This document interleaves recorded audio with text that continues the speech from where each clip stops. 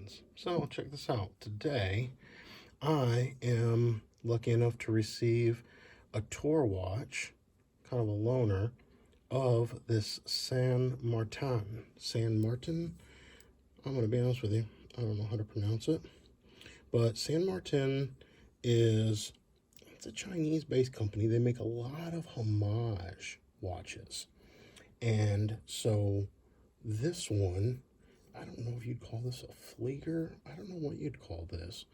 But this is just kind of my take on it, my not a review, and a small brief comparison to one other one that I have in my collection, and just kind of talk about them. So here we go. It comes in this cool box, and so it's kind of like a protective plastic case. It comes padded on the inside. My other one came with that, and so I guess that's a standard of theirs. Now, this was inside of the box, and so I don't know if this is the stock strap or if it comes with more than one.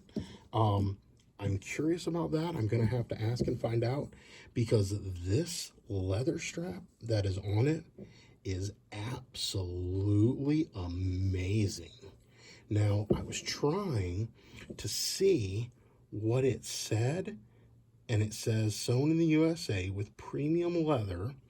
And then I noticed that it has quick attach spring bar holes, but regular spring bars in it on both sides. And then there's some kind of words there. And I want to say that that says Shinola, but I could be wrong. So here's what I'm thinking. I'm thinking that this watch came in with a tour, and one of the guys, it probably came on that green strap right there. One of the guys said, you know what? I've got this spare strap. And again, I'm thinking it might have been from Shinola, because a lot of the guys that I'm in one of my watch groups in particular, there's a handful of folks from Michigan. And so, which I think is where Shinola is at. And so I'm guessing that he had this strap and that he threw it on it, and then saw that it was such a great pairing that he said, yeah, let's just tour this with the watch. And so if that's the case, whoever included this strap, I would love to buy it from you, because I love it. Like, it is just, it's already broken in. It is just, I don't know. I love everything about it. So let's get a quick measurement real quick and see where we're at. Yeah, 20 mil on the strap length. So yeah, I would put that on mini watches. So yeah, whoever wants to sell me that, I'll take it. We're looking at, let's see if I can get a case, 39 on the case, right? Depending on where you grab it. So 39 on the case. Overall thickness is only 11.9, which is nice. And let's do the crown size. It's a 6 mil crown. Overall lug to lug. It does have some pretty long lugs. And so it's almost at 49. And so for those of you who think that that's kind of a sweet spot, right? I think that's a sweet spot for most folks. The lug length is a little long, and you can see that that's just because they've got these long sweeping lugs. Kind of reminds me of the Hamilton Murph, or some of those that just have really long lugs, but you can see that they do kind of taper down, so that when you have this on the wrist, it should hug a little bit. And then the way that they designed the case, it's not just a flat, slab on the side. I mean, it's brushed and it's flat here, but you can see that the way that it then contours here into this fixed bezel, that gives it just a nice little rounded off pattern. It wears on the wrist great. And as y'all know, I have an 8-inch wrist. And let's see, you can see here that for me, the lugs are nothing. In fact, this is a little on the small side, I would say, at 39. My sweet spot is between 40 and 42. But that height, though, I love it. If I could have 10 mil, so that would be my perfect watch. It would probably be like a 41 or a 42, 10 mil thick, and maybe a 48 lug to lug. That would be my dimensions if I created a watch.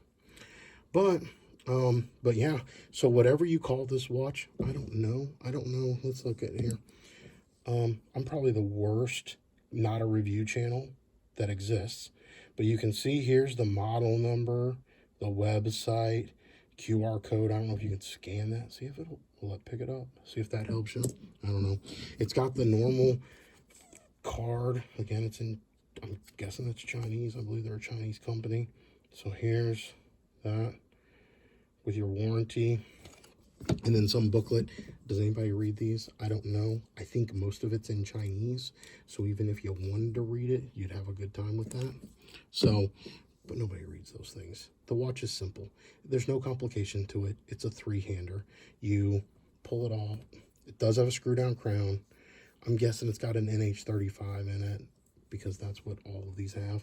I would read it off the case back, but as you can see, the case back is completely blank. And it says nothing on the dial. So let me just get these hands out of the way. Oh, there is a phantom date position. Second pop. There we go. We can start to move it. But you can see, wow, that minute hand flies around. Okay. But you can see that on the dial, it's just like a flat black. And then it's got the white Arabic numerals. And then it's got, I'm guessing that's loom. Let's take a loom shot of this real quick. Hold on 1 second. Okay, yeah. And so you can see it's got kind of your standard C3-esque kind of green loom. So just because I have it sitting here, and I'm going to show it here in a second, but let's take a look at, here's my other one. And you can see that my other one has on the right, it's all loomed. So the Arabics, the minute track, and everything is loomed. To where on this one that I've got in on loan, on the left, only it's a simpler pattern of loom. Now I will say that both the looms on it are pretty decent. I think my old one, the one on the right, is brighter overall. You can see that the hands and the 12, 3, 6, and 9 indices on this one will last a little bit longer. And I'm guessing that's just because there's more real estate to them to be able to handle it. But yeah, so the loom application on whatever this model is on the left is not quite as good as my old one. Okay, so let's get this 1 sec, find the lights. All right, so that takes a second to adjust. Sometimes my lights coming on, they're like the sun. So anyway, here's my other one. You can see that it's a little bit bigger, and I do enjoy the way that it wears. It's, yeah, see, 42, and the lug to lug on it is almost 50, and then the thickness on it is 10.9. Now, this watch, I think the case back actually does tell me what it is, and we'll just get into that a little bit. This is the other San Martin, and I have to give a big shout out to Shane over at Relative Time, because he had gotten this in for his channel, and he had done a review of it, and then he offered to sell it to me, and I snatched it up, because this blue dial, just look at the sunburst effect. Let me see if I can get this cleaned off, because I got a big smudge on it from where I picked it up in the dark. But this blue dial is just so beautiful. And that's the whole reason I bought it. I bought it solely for that dial. But you can see here, this is the A1611. And I can put a link down in the description for Shane's video. But you'll see, I'm pretty sure this is the stock strap that came on it. It does have quick release bars. It's got this kind of like rose gold buckle to it, because the case is, it's either brass or bronze. Now in his video, he says that it's bronze. And so, but to me, I don't know what kind of bronze it is, because it's got a much different patina to it than all my other bronze watches, like particularly my Zelos. And so here, I just happen to have the one of the Zelos sitting here. No, it hasn't formed any patina yet because I just got it. But you can see here just the difference of that bronze. And so I know there are different types or grades of bronze, and that depending on what type or grade you get, you'll get a different patina, or it'll have a different kind of shade to it. So again, I don't know what this what is this thing called? A1611 has. right? It's got the jet plane on the back of it here etched. So again, this case back has stuff on it. This one, for whatever reason, doesn't. Take that for what it's worth. And you will see that the lugs are a little bit different. They're a lot sharper on the stainless steel one compared to their more rounded off on mine. But yeah, that's what we're looking at. So these are Flieger style watches. Yeah, the crown on mine's got like this onion crown. Mine does not have a screw down crown. So yeah, I'm going to be honest with you. I have no clue what this watch is on the left. I probably should have like researched it. In fact, I forgot I was even on this tour. This thing showed up and I was like, what is this? And then I had like a DM in my Discord telling me, hey, you know, did you get this in, Martin? I'm like, oh yeah, I don't know what it is, but I got it. And so here we are. Now I'm making a video trying to catch up, even though I have no clue what I'm talking about. And that's the beauty of being not a review channel. So with that, we will call this one a wraps. Until we talk again, my friends, please remember what really matters.